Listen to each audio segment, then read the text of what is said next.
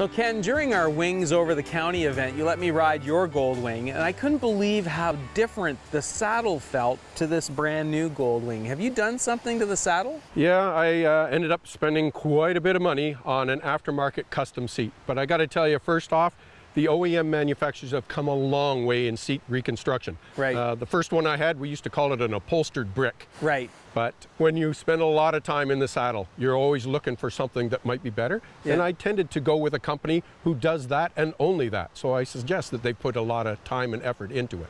Well, it was certainly a really interesting experience to feel something different like that, that changing a saddle had such an effect.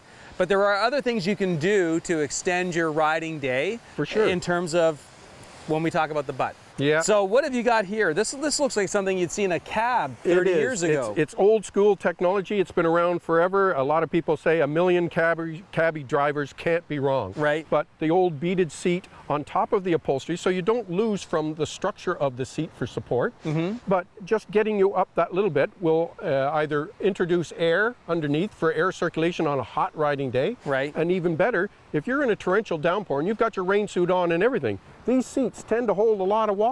That it can puddle up a little bit. It can. Well, I'm that much above high tide, and sometimes that's all that matters. Right.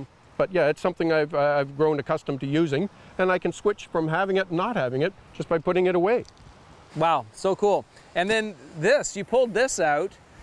This is sort of a modern day version of that, I guess, but this thing is weird. It is. It's like a water bed or something. What's going on in there? There's all kinds of stuff in technology of seat performance. And this company, Airhawk, came up with this design. And it's actually a series of air pillows. Oh, like air bladders. Yeah. Yeah. So each one of them is an air bladder that you can adjust by blowing in here. And you can make it extra firm. This is like your dial by number bed. Right. You can make it extra firm, you can make it extra soft, or anything in between. Right. And if the valve is even just sticking out the end just a little bit, you can change it on the fly. You can't put it back up, but you can let a little out. Right. And they have them in different sizes for the different seats, be it a cruiser, be it a sport bike, be it a touring machine. Mm-hmm. This one's longer for the type of the bigger bike.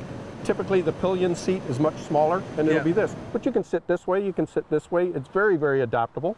And for space conservation, let all the air out of it, roll it up, even within its fabric protection.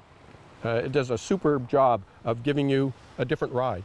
Wow, this is really a far cry from my, hey, I wear my bicycle pants that have the padding inside the crotch. This is incredible. So this really helps you.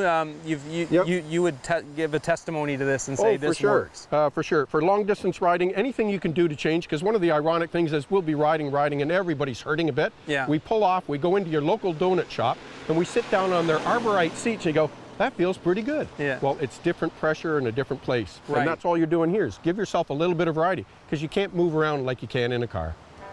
Great long distance tips. Thanks, Ken.